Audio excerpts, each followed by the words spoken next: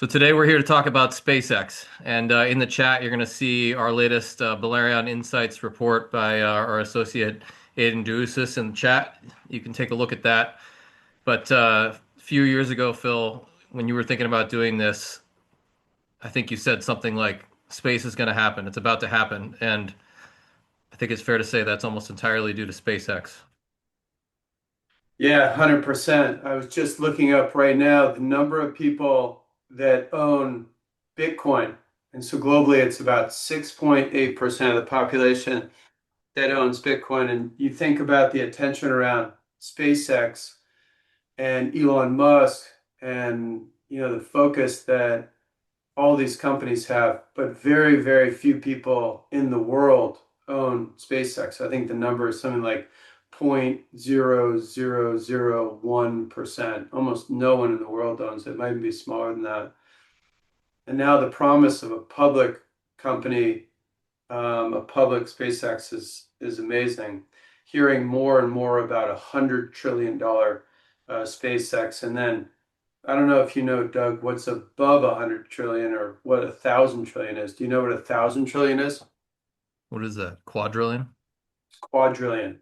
So, I think we're living in a spectacular time for humanity. We now are taking these engineers that used to build quantitative models for hedge funds and build Me Too software companies in San Francisco, and they're building exquisite hardware infrastructure, rebuilding the industrial base of the US, rebuilding the industrial base of Europe. And it's SpaceX really the pioneer here with their transportation, Earth to orbit transport, their SATCOM business, and now new businesses that people are really excited about. So it's shocking how fast we're moving now in space, but I think it's very exciting times. Anything like this ever happened before? Is this like in the 90s? Remember, there was like just barely beginning to have internet, or is it like Amazon Web Services? Is it like something else? Is Bitcoin the analogy, or is there nothing like it? I'm very fortunate. I worked at a large institutional investment firm, and I think it's like my whole identity, even though I had a very junior role there, this company called the Capital Group Companies. And I remember working at there during the time of like over the top, and folks were looking at over the top. And the big joke was that like, everything on YouTube and everything on over the top is just like cats, people like sharing cat videos. And I think there was a new generation of folks that were like, no, I want to choose when I watch stuff, and I want information real time, and I want to see content, like exact content that I want. I want to be able to travel with the content. And I just remember at that time, like the excitement around like Amazon and e-com and this new way of communicating, and new companies like Netflix. And then if you close your eyes and you blinked, there was almost no more cable companies. You had a supercomputer with a phone where people were, sharing videos, sharing information, disrupted everything in media. Um, and I think it's very similar to what we're seeing here with SpaceX. SpaceX, I think, with satellite communications, like the constellation has been built, in my mind, very, very quickly. And I think a lot of folks are excited about the revenues coming from communications. But for us running the fund, the whole thought of building the fund was based on Starship, and that constellation would only be built by Starship. And so now we're already at this point, and we're barely starting to feel the effect of Starship coming online. So I think this probably rhymes with things other investors have seen, whether it's crypto, um, social media, internet, biotech, mapping the human genome, investing in tobacco, investing into the Nifty 50. I'm sure for folks out there like Jim Kang, Robert Ronas from Capital Group, yeah, this reminds them of other things. The thing is with space is like the thing that's very difficult, I think, for investors to grapple with is that the addressable markets on the commercial side are much, much larger. When you move away from like the dual use component of space and the defense component of space, and you move into, comms or power, the markets are unlimited. So I think that's why, when you do models for satellite communications and you start to use de minimis penetration on existing subs, you're just scratching the surface. Like this is an asset that can be used on other planets. This is an asset that can bring people to the internet and bring people to smartphones and text and that have never been able to reach a tower. So I think it's moving a lot faster, and I think it's probably much, much bigger than people realize. Yeah, this is a timely table Amit Patel just shared to the group. He said he's got a chart of how long it took for Starlink to get its millionth customer. So for its first million, 730 days, and then it gets shorter and shorter till it went from 8 to 9 million in 47 days. And I assume it's going faster now. My colleague Daniel and I were traveling in 23 everywhere in the world, and there was this one trip. We didn't realize traveling in Asia, some of the flights were very long. So we got on a flight, and we're like, we'll take a low cost carrier, and we had middle seats, and the flight turned out to be like 7 or 8 hours, and I just will always remember that flight. And we did like I think three red eyes in a row, but we met with some of the best investors in the world, and we were talking to folks in Hong Kong and talking to folks in Singapore, and they were talking about Starlink. They were talking about how when they go on vacation they use it, or how Starlink would be amazing in Hong Kong. You can't use it there, but because of the terrain, it's like the perfect market for it. Starlink is like a virus. It reminds me of the smartphone. You were in I was in New York City when I started seeing the smartphone. I was at an investment bank, and the bank was saying like no junior people could use a smartphone. Like I had a Droid phone at the time. A lot of people were getting iPhones, and you were watching the activity on these phones, and it didn't make sense for banks to use these. They would stay with the BlackBerry. But if fast forwarded a year or even less than that, the phones were so critical to how people engaged in like everything they did socially.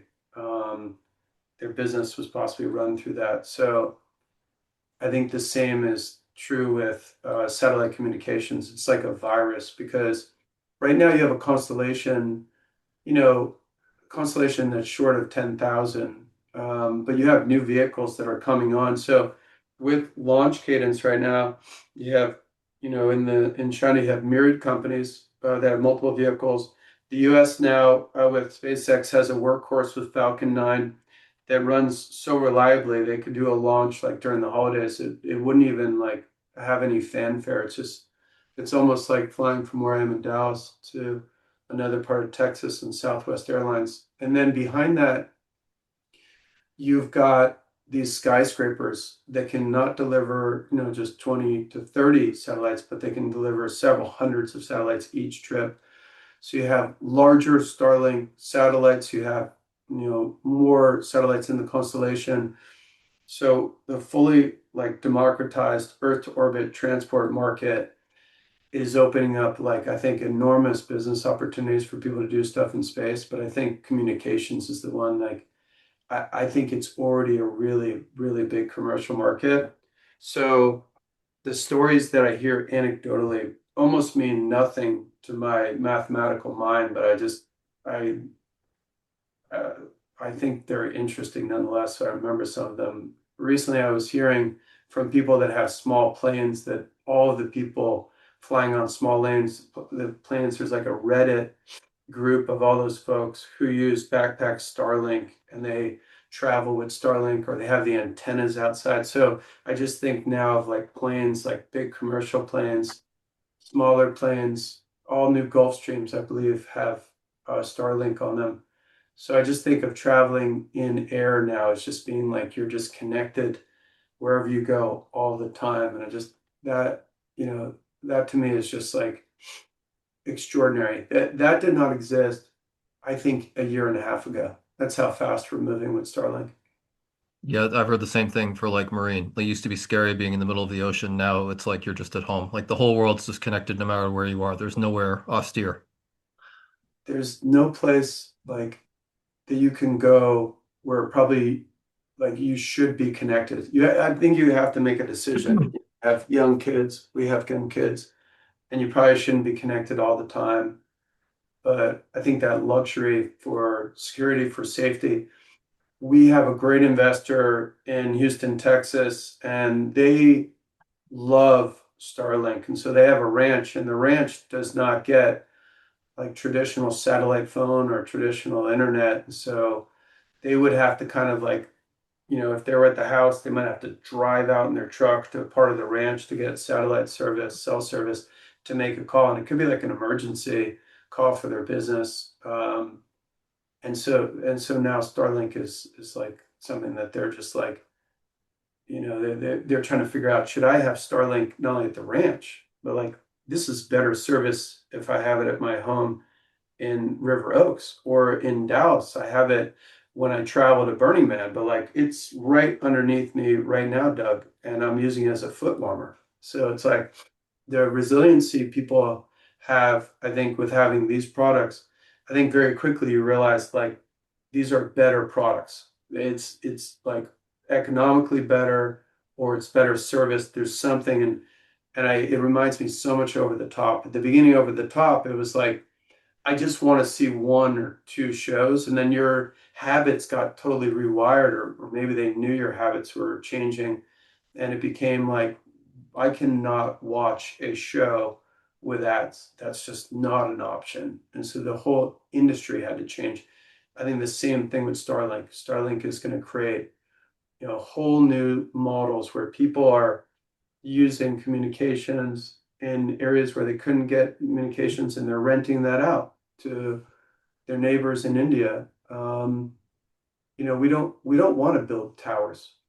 I think in certain regions, towers are expensive. They're very similar to cable operators. So I think Starlink is people are excited about it. I've been reading recently, and maybe you've been reading, Starlink is the subsidy for Mars. And so if you believe in Mars, you should just buy Starlink to subsidize.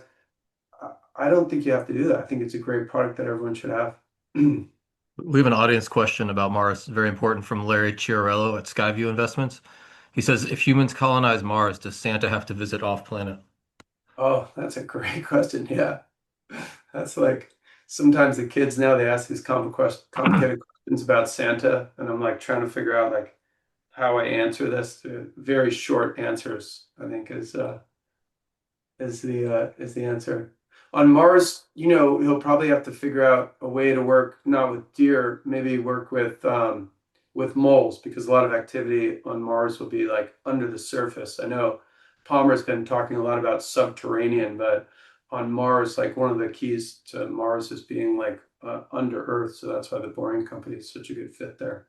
But Yeah, there's so much translation with all this, like redoing the infrastructure on Earth and then translating that to future ability to work on Moon and Mars. Larry Chiarel's also has had a serious question, which is, are you familiar with Sidus, SIDUS? a little bit, yeah. Is that a company that you're very familiar with, Doug? No. I'll check it out and come back. Aiden, maybe do some research and then come off video and talk about it for a little bit. So, Phil, I wanted to hear your thoughts on launch. I can share a Launch, graphic here. This is launch, how it all launch started. is amazing. It's crazy. I have an Excel spreadsheet on just launch cadence. I just think launch is amazing. It's the golden era of launch right now. Golden era of Earth transport. And I think you've got, remarkable things happening. You saw Blue Origin this year. It was almost like an emotional moment when they landed the booster on the barge. But behind the scenes, what's happening is you have SpaceX, growing launch. Last year, they were at about 132 launches. And so you have launch between the US and China. You almost can have like a few hundred launches from Earth, 300 or 400. And so that essentially means you'd have like potentially a launch happening from Earth daily. And so right now, what's happening with launch with Vandenberg and Cape Canaveral is that SpaceX will probably end up somewhere. I don't know what the numbers are right now for 2025, but they're going to end up. Do you know what the number is, Doug, for this year? I think it's 165 is their anticipated launch this year. So we're getting that's like close to every other day.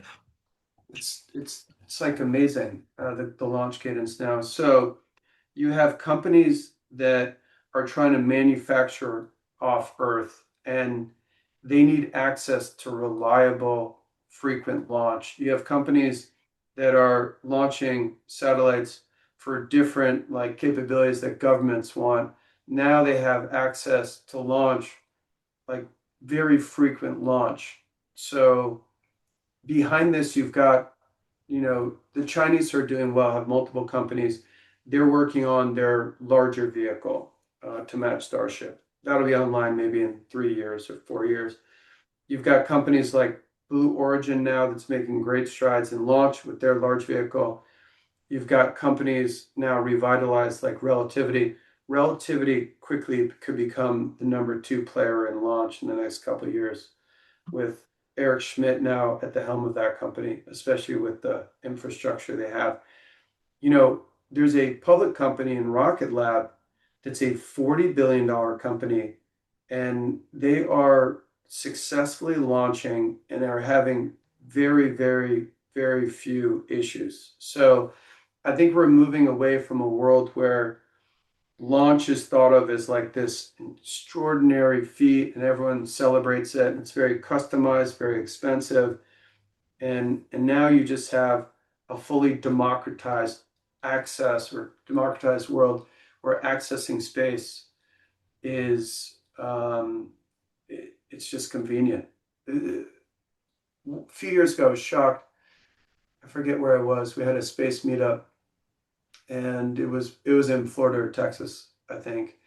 And someone was walking through how you get a ride on SpaceX and how you go through the process to secure a ride for a startup company. Have you ever seen this, Doug? Yeah, it's amazing. The ride share. It's just you go online and it's like calling an Uber, essentially. It's like you need to, yeah, that's probably a better analogy. I was going to say it's like when you want to make a website. And now I think with the new vehicle, like the new vehicle, I think has the potential not only to transform Earth to orbit transport, but I think the new vehicle with SpaceX has maybe a significant impact on commercial aviation. So I think when people start modeling out SpaceX, it's going to be satellite communications. It's going to be the stuff we're talking about with data centers.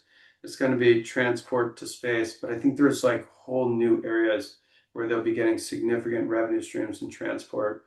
So thinking about traveling across Earth much quicker, potentially with two towers in Boca Chica and two towers in the Cape, you'll potentially have, an impact on commercial aviation with the great advancements SpaceX is making with Starship. Do you mean like with point to point kind of thing? Point to point, I think down mass will be a significant revenue stream. I think Hmm. there's new areas um, where SpaceX will innovate and have an impact outside of what we're just seeing right now, which is taking their own satellites to space, or taking government satellites to space, or taking startup space and defense tech companies to space. Okay. So they've gotten us to space. They've made access to space democratized. A lot of other companies are following. Now they've got Starlink. They've put thousands of satellites up in space just in the last few years. It's a huge revenue stream. They're going to go to a second version, and now they're saying this same technology. The new thing we're hearing is that maybe they'll do data centers in space as well. Yeah, I think a few years ago, we were talking to a company and they were outside the US. And so we were talking about China and having like a long conversation about Chinese launch and the capabilities that China has around hypersonics and their activity on the moon, two rovers. And so, they were talking about like if you can imagine an activity, it's happening in space right now. And so I'm thinking there are things. that we will be investing into in a very short period of time that were unimaginable a couple of years ago.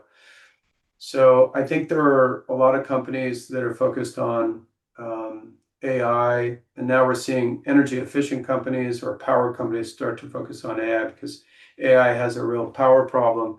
And now there's these great startups. We had Star Cloud, great startup on a webinar maybe like a month ago, and there's this whole discussion around putting data centers in space. And so I think, there's probably a lot of activity to the benefit of Earth that will happen in space. So beaming power down, space-based solar power, unimaginable 5, 6 years ago, uninvestable maybe 2, 3 years ago. Now you have a number of great startups that are trying to figure out how they run a business in that area. So these academic thoughts are now moving from science fiction into, the startup world doesn't guarantee that they'll be successful, but you're seeing great entrepreneurs spend time on it, and great investors invest in it. And data centers is likely the best fit. You'll have these underutilized assets in space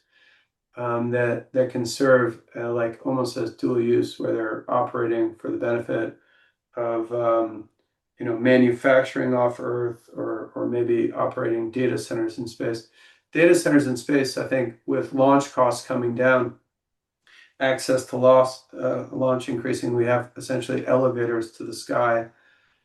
Doug, there was a company I talked to maybe 3, 4 years ago, and they were talking about elevators to space. Right. I don't know what's happened to that company, but that was the thought. We'd have elevators to space. There were a lot of people focused on that. I think we essentially have that now. They're just such frequent trips from Earth that we almost have like, elevators. It's So I safe, think it's routine. Yeah. uh, It's safe and it's routine. it's safe and routine, and it's very frequent. Launch cadence is very high now. So and growing significantly. So I think data centers, it's a really good fit to take it off Earth. I think there's a lot of activity we do here that, in space it makes a lot more sense. Like there's like you can pollute, there's more room. The noise impact on a community is not as significant. I saw a 60-minute video on folks just dealing with noise pollution in the DMV. That's the Washington, D.C. area. And the data centers are basically in very, very like populated areas, like right next to where there's communities. And I think longer term, people are starting to realize like this is not sustainable. The power, insatiable appetite, it's not sustainable. So nuclear energy seems to be a solution, and now I think space very quickly will become a solution in the next few years when the access and the cost to launch increases. Right. So, and we're getting a lot of interest from this. We have from the audience here. Richard Steinberg said that CNBC is airing a segment on data centers right now as we speak, and Mike Lazarek is asking if we can discuss the physics, return on investment, and what problem is really being solved by this novel concept, which I assume he means is data centers in space.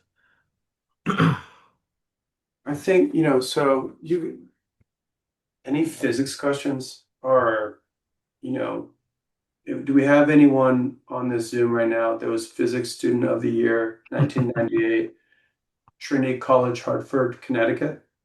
I think we're in luck. I feel like you and I have heard this before when we've talked about companies doing space-based solar power, and initially it seemed hard to compete because there's so much you have mass you have to get up there to make those solar arrays. And I think two things have happened. You have the mass access to space is just getting so much easier, and then once there's this new uh, Raptor 3 engine, when you have the Starship available, you're going to be able to put stuff up in space and make these arrays. And I think what SpaceX is now saying is that you don't even need to worry about that because the third version of Starlink, uh, you already have these Starlink networks up there that talk to each other with these little laser communications, if you put them in sun synchronous orbit instead of LEO, you just have continuous access to the sun. And so yeah, I know Elon has a very strong position that why make energy if you just have access to the sun, and that and that'll compete with all the companies we've been looking at that are making. If they just mass produce nuclear reactors, you're going to have a ton of energy on Earth. So my guess is you'll have all of the above, but it's like the sun competing with nuclear energy. So, from a physics standpoint, how do you think about the conversation that folks are having around data centers in space? So, I think this conversation started with Bezos. I remember he was talking in Pisa in Italy, and then now it's like Star Cloud has been at the epicenter. It's a wonderful Yeah. company backed by NVIDIA.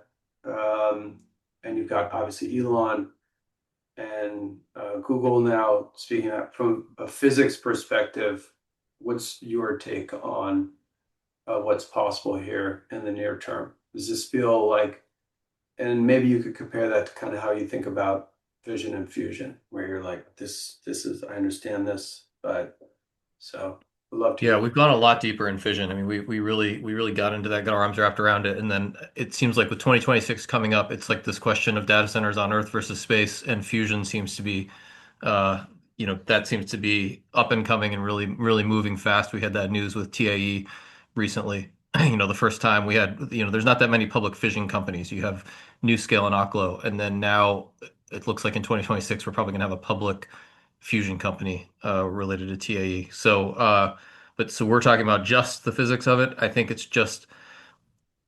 a what I've heard is that it's an energy problem and it's a cooling problem. So when you're in space, there's the argument that you've got continuous access to the sun. That's if you're in sun synchronous orbit, which is a little harder to get to, but doable.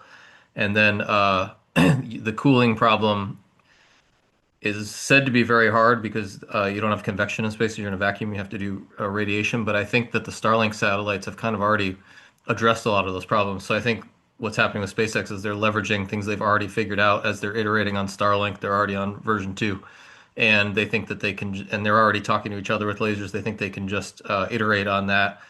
And it's like if you, it's the same thing with satellite communications where you just have this whole distributed network wherever your phone is, you have access to Starlink, and then they just want to make your compute local, so you can just have like a. I think this is what that term edge compute means. It's like your compute is near you, and you just find a near satellite, and that's your compute. So it's kind of weird that space-based compute will be like more closer to the user than like Earth-based compute, where you'd have a data center that's powered by nuclear energy and cooled by water, probably. And so I guess it's a question of how fast you can scale nuclear energy and cool it. How do you think about like the discussion between like solar and nuclear with Elon? It seems like Elon is very excited about solar, not as excited about nuclear. You're obviously a huge nuclear fan. Why do you think like he sees solar as being more promising? He's his whole thing is always going to first principles, and he says the world already made us this giant fusion reactor. Every bit of energy that we have ultimately comes from that. It's just sitting there. We can get to space and use it. We should just max that out. No reason not to. So Do you think the data center, like taking data centers to space, creates other problems? Maybe that, or there's other issues with having data centers in space that if we were able to solve that problem, we might create other problems. I guess there's a question of just how much we're going to put up there. People worry about just having so many. I think Starlink has been revolutionary in terms of just how many objects we have in space, and this would be adding to that. Leo is going to get really full of objects. So Right.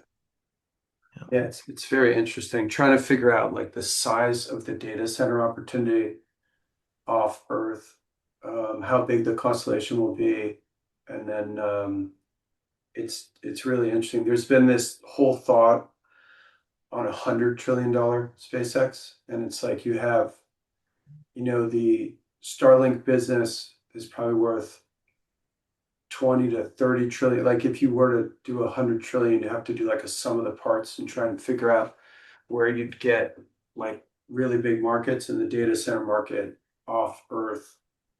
would have to be a really big part of that business to get to that size of a company. And I don't, how long do you think it would take before you had data centers in space? I think I'd have to answer that with a question because my understanding is that to do this, to do these V3 Starlink satellites, you really want to have Starship, and so we have to decide when we bet Starship is operational. Yeah. I think the whole thing that's interesting to me about the data center is, I think Starship is very focused on the moon and NASA is very focused on the moon. And so there's a significant number of trips that are required to go to the moon.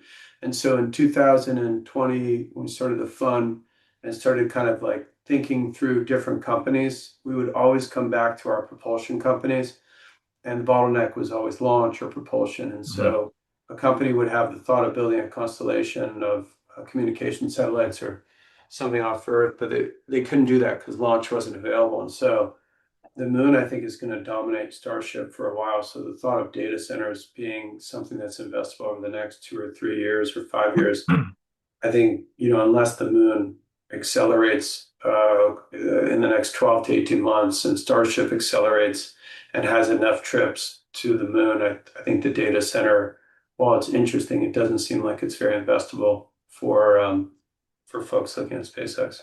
Yeah, interesting. And that kind of dovetails with another audience question we had. Do you have any insight into, how does SpaceX share their launch? I know they're pretty good about letting, do other people do ride share, but they're also taking a lot of launch for their own infrastructure with Starlink. How do you think that goes forward once we have Starship?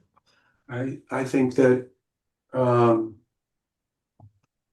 you know ride share.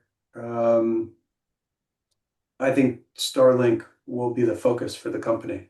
I think their goal of getting to Mars requires building a much bigger constellation Yeah, to help finance the ultimate like destination, which is Mars. And so I think a significant amount of Starship trips will be building the constellation. They've talked about building it to 42,000 satellites, and so I think over the next couple of years, the trips will be dominated by building that constellation. right. 'Cause what are they at now? 9,300 or something?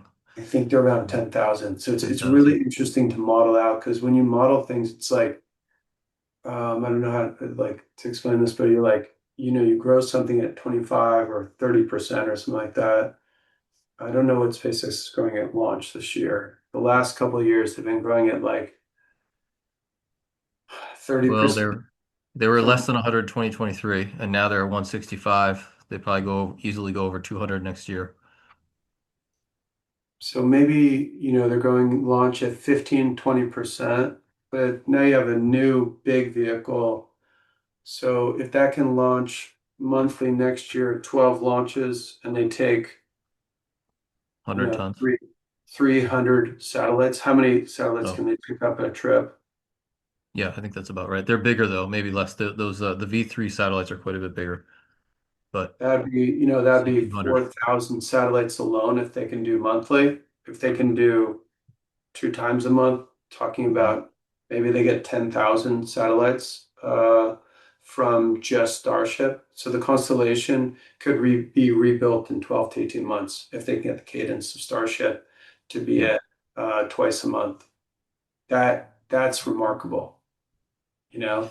Um, and There's then a related question in the chat here from Joe Potenzo asking about the risks to data centers in space, like if they get hit by an asteroid or an adversary. And I think it's kind of like it's not that much of a risk because it's so distributed. It's just, you could knock a couple of them out, you can put them right back up, other ones can take up the load.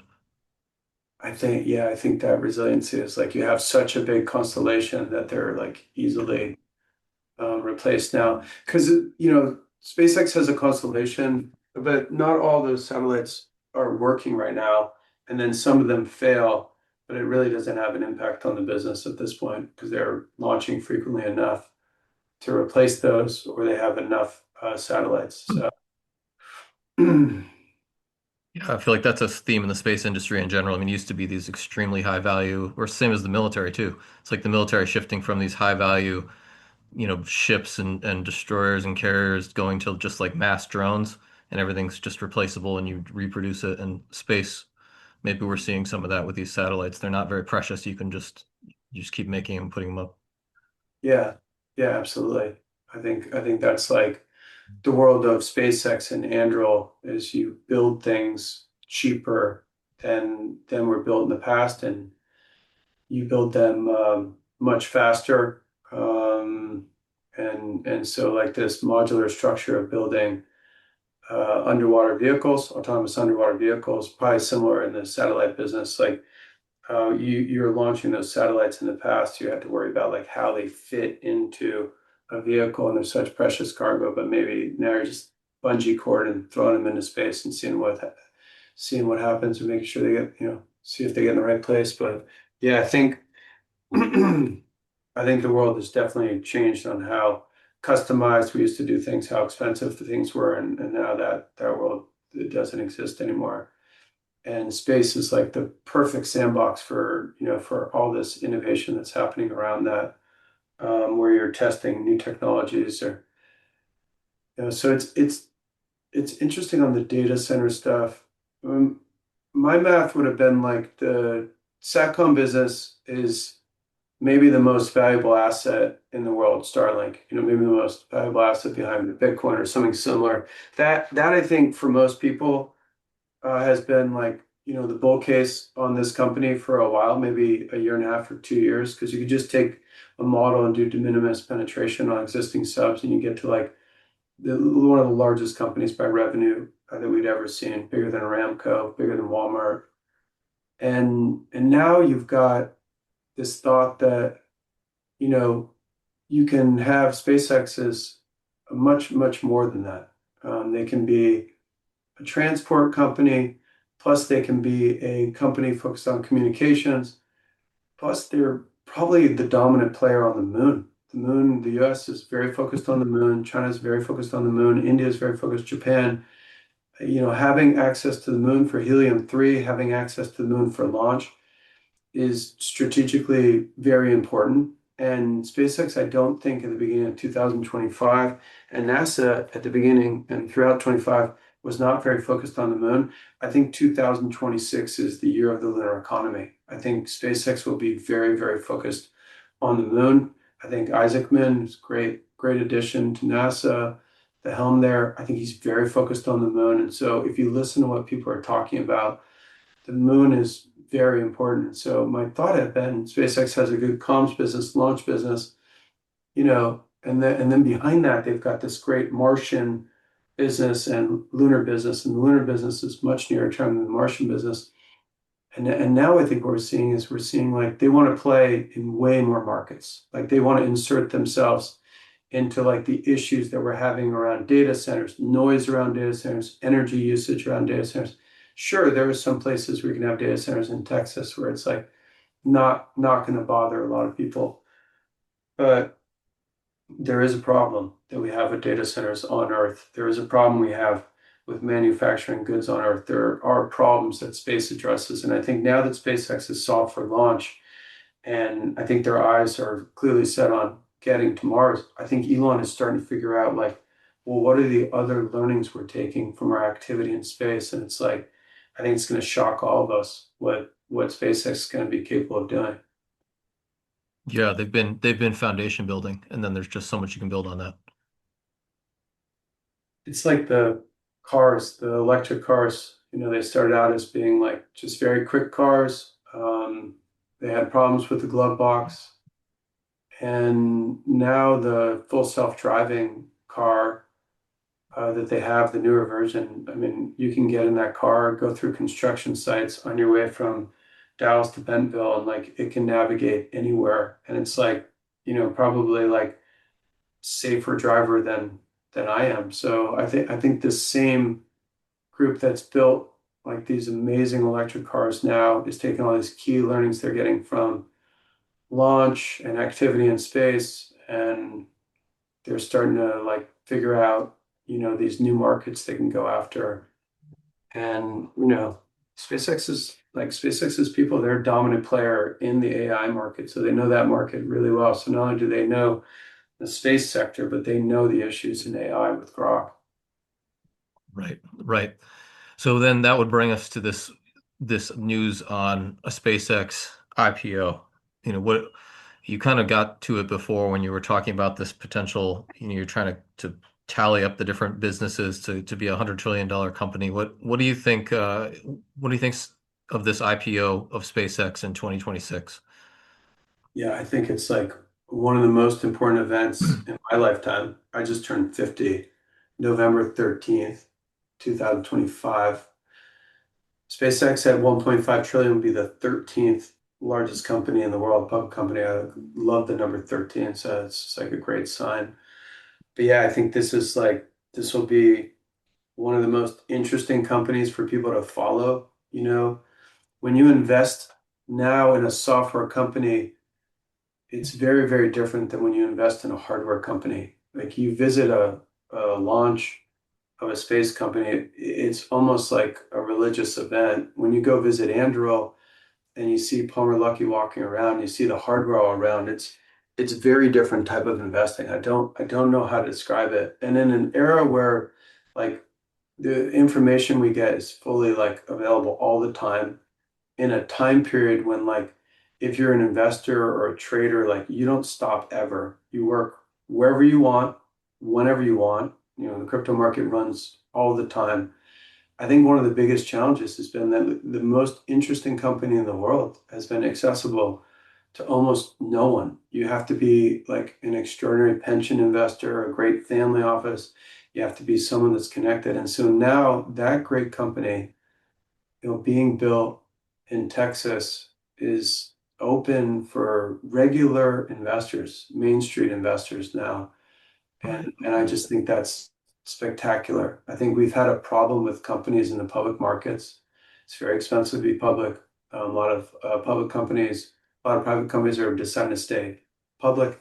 And I just think this just changes everything now. SpaceX will pull a lot of great hardware companies into the public market, especially if they're successful.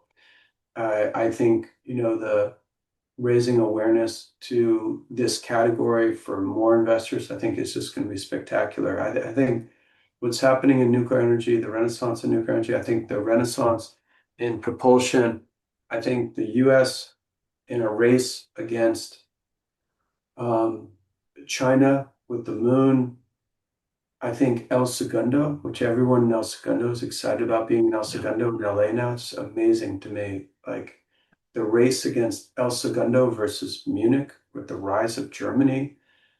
I just think there's nothing like this for investors. I think when you want information all the time, one of the challenging things for investors is like there isn't a lot of data on some of these companies. There isn't a lot of information, but like with hardware companies, you can visit, you can touch them, you can get an extraordinary amount of data, a lot of government data.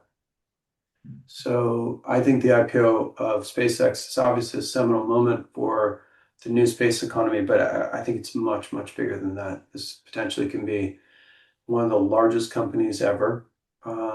It's run by one of the greatest entrepreneurs, CEOs, you know, of all time.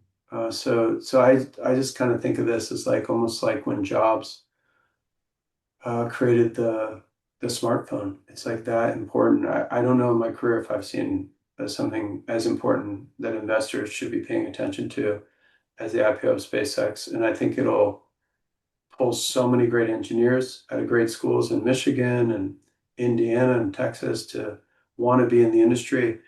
I think this is like a multi-decade period where it's like the golden era of hardware investing and golden era of launch transport. I think it's like spectacular. Yeah, and investors are beginning to see it, but maybe the average person hasn't quite seen it yet because with the software revolution, when you had access to the internet and you had Amazon Web Services, you have a company like Netflix that gets built on that and it shows up on everybody's TV or phone and you start using it. But this, like, I'm not sure it's hit yet that like the military is completely being revolutionized with mass manufacturing of drones or nuclear energy is being completely revolutionized by like mass manufacturing of reactors. And then now we're going to space so frequently. Like we used to watch that on the TV, it was such a big deal, and now it just happens every couple of days. I oftentimes travel with the family to Moab, which is like if you haven't taken your family to Moab, it's so spectacular. It's like being off Earth. It's like being on another planet. It's like being on Mars. And yeah, so you go to Moab, and so Moab's a really interesting town. Do you know the history of Moab, Doug? No. So Moab's like built by one individual, and he used to live on top of a mountain, and it was basically like um, the whole town was focused on uranium. Okay, and so he was a huge fan of a TV show called I Love Lucy, and he couldn't get TV signal there. So he would fly a private plane above Moab and watch I Love Lucy with like rabbit ears. So he was a very like unique person. And so you now go to his house. It's sort of like a museum slash restaurant, and you have to go up like this crazy road. I mean, it's like one of those roads you're on where you're like, it's intense if you don't like heights. And so in that museum restaurant is like all the things that he was dreaming about doing with nuclear energy. And I think nuclear energy is so interesting because it's like has like it like connects to ground stations with what's happening in ground stations. It connects with solid rocket with propulsion. It's all the same. It's like submarines. So the things that we were thinking about in the 70s, 60s, 50s, 60s, and 70s with nuclear energy was like nuclear energy powered cars, nuclear energy powered planes, nuclear energy. Right. It was just Right. like you see these pictures and it's like all these things that we'll do with nuclear energy. And so, you know, we didn't do any of those things. And so I don't know if all those things were great, but I do know that like if you take the best entrepreneur in the world, like Isaiah Taylor from Valor or Matt from ALO, you take Jordan Bramble, you take these amazing, amazing folks building Yeah. Tyler Bernstein. Right. like you just, you it's there's potential for spectacular things to happen. And so I think that, for years we were not building hardware companies. We were not doing very difficult engineering things. And now, for whatever reason, the world is like on fire doing that. And I don't think it's the US. I think Munich is probably more interesting than El Segundo. I think that Japan and Korea, the startup scene there is extraordinary. So I think this is now, global, and then SpaceX, very unique company. But I think behind SpaceX is like a whole army of great entrepreneurs that probably have been trained by Elon or idolize Elon, and I think that is like just going to be. I think we stopped exploring and stopped challenging ourselves, and now it's going to restart, and it's going to go on for a long time. We have some questions I want to ask you about that. And first, we have two similar questions from Paul Santo Formaggio and Andrea Coleman's asking if about access to SpaceX investment prior to the IPO, any more allocations to investors, any more SPVs coming, you think?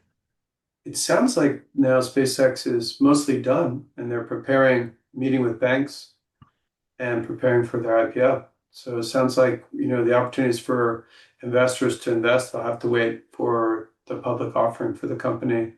That's the information I have right now.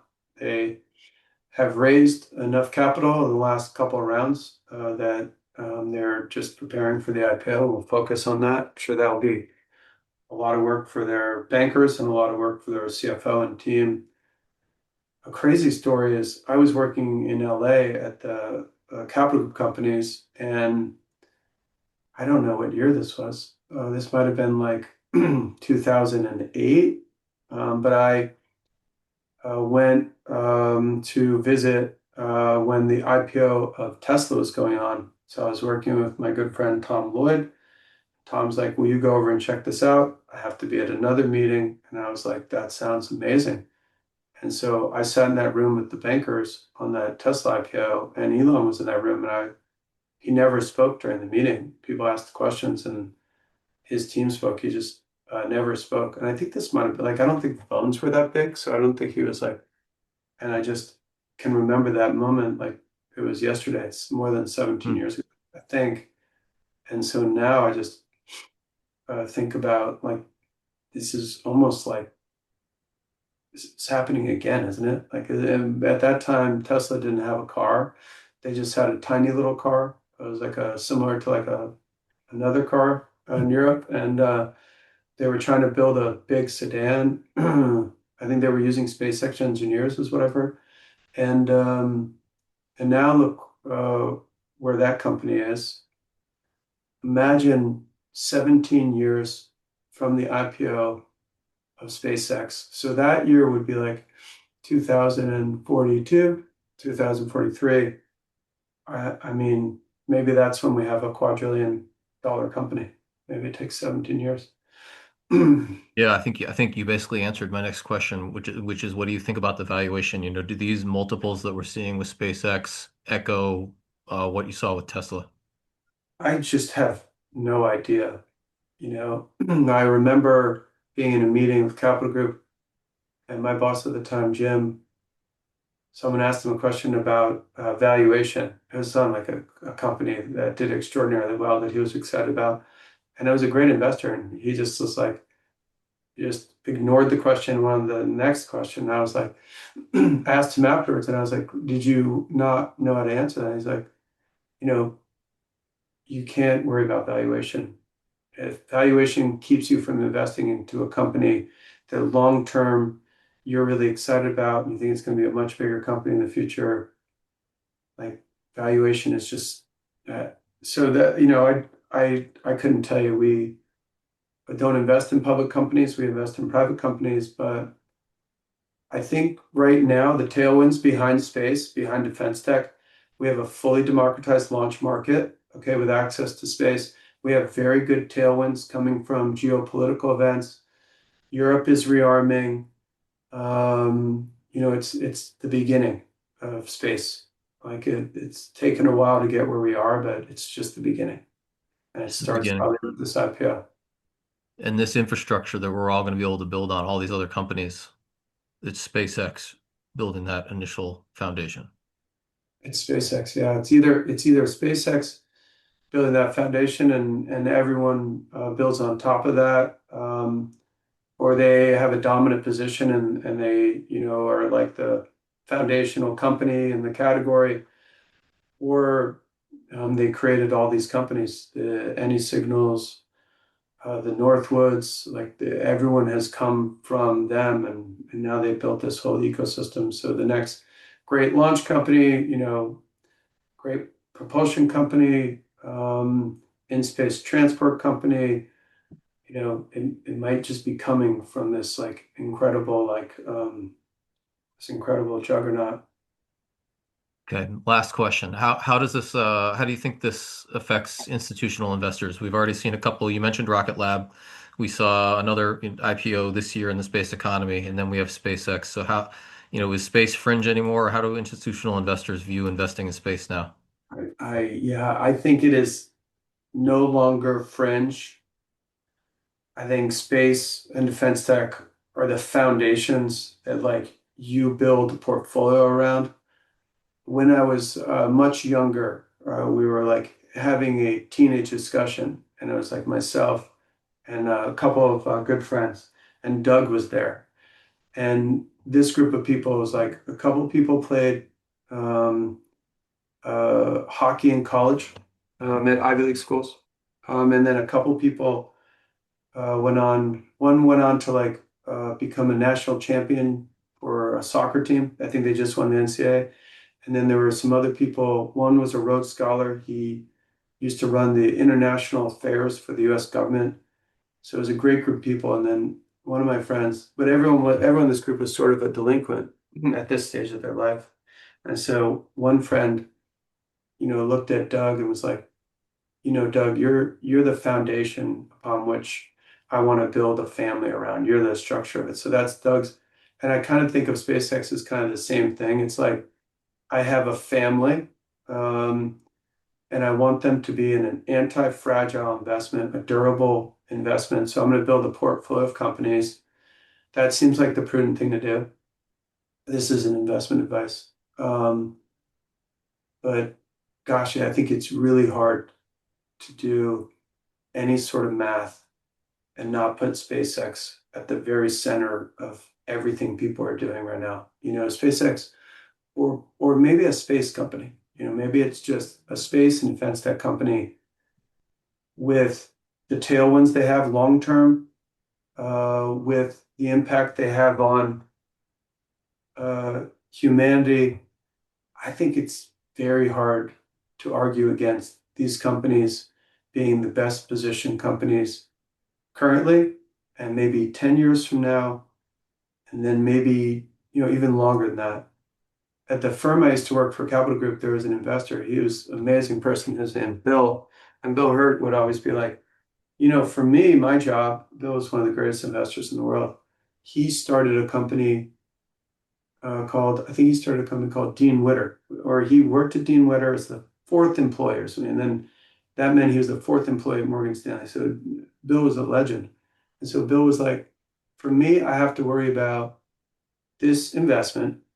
And later on, how will this impact the little old lady in Pasadena? Will she get her dividend checks? This is very important. So the business has to survive.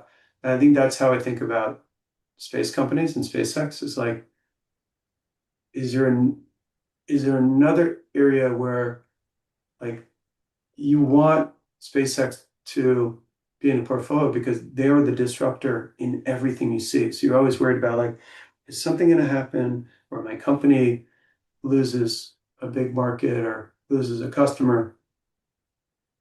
That company that comes in and disrupts is SpaceX, like on every front. I like they are the power solution potentially. They are the solution to data centers and AI. They're solutions to, communications, like some of the things they're working on. You're just like, these are the largest markets in the world for investors, largest markets off world. So I think there's a lot of reasons to be excited about this company if you are a long-term investor. And I think that's how I think about SpaceX. There's probably nothing like we've ever seen in our lifetime like this, with the exception of maybe like, some great biotech companies that have cured horrible diseases. Right. Pharmaset, Bitcoin. I think Bitcoin is Yeah. extraordinary. So that I kind of put SpaceX in that area. But it's an interesting conversation to have on this company for sure. Yeah, so they solve their own problems, and then there's all these other companies we're interested in. You could make a list, Vast, Varda, etc., and those are based on SpaceX. So they do their own businesses, and they enable these other businesses. I can't, Doug, like invest in a company now and have a conversation with the company and look at that company and be like, it's possible this company would exist without SpaceX.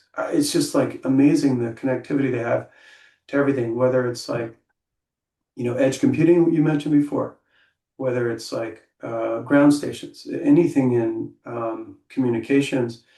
But I think it's spreading beyond that. It's like every company, you know, you don't have to be a space investor. Like they're more connected to our terrestrial lives each and every day, and we don't even realize it. So I think of it in the same way that I said before.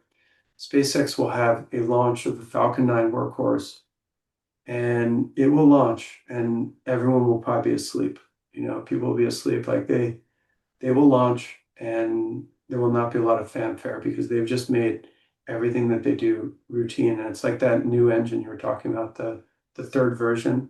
Raptor 3, yeah. Chapter 3, you look at that and you're like, how did this start here and you end here? And it's like most things they start and then you add stuff to them. Like you have a Honda Civic and then you add a spoiler and you're like, I'm going to race this thing. Or you have a car and you add a supercharger. The Raptor is now like the Raptor R, the Raptor. And SpaceX is like no part is the best part. And so I think that is like a paradigm shift that investors are starting to grapple with. And I just think it's already bred so many great entrepreneurs. So this is a lot of fun talking about this company and want to thank Yeah. everyone for joining the webinar. Yeah, it's an incredible topic. This is a tipping point. Just a few years ago, you and Dan Wallman, Dan Kleiman, when you were doing Explorer One before Balerion, this felt like a huge risk, like something extremely speculative. And then now, with this company going public and this amount of satellites in the sky and this amount of launch, it's like taken for granted. So it's an incredible time. Yeah, and I remember starting Explorer One. I was so blessed to work with Leon Alcala. He was like one of my closest people thinking about space for so long. And Leon is like just has accomplished so much in space. And I just think about where Leon and I were thinking about space with Daniel and Dan during COVID in 2020 and the discussions we're having. And now it's the beginning of 2026 in a couple weeks, and it's just like in 6 years. I could not have imagined the progress we've made. But it's like Lenin says, Lenin always had this great saying where he'd say, there's decades where nothing happens, and there's weeks when decades happen. And I think for space and defense tech and nuclear energy, we're in this period that Vladimir Lenin would describe as weeks where decades are happening. So make sure you're constantly refreshing your X feed to stay on top of the latest developments Right. from Balerion and Doug and Aiden and the team. All right, Phil. Great topic. Great talking. Any final thoughts? Merry Christmas. Merry Christmas, Doug. See Merry you later. Christmas to you. Bye Thank bye. you, everyone. Thanks.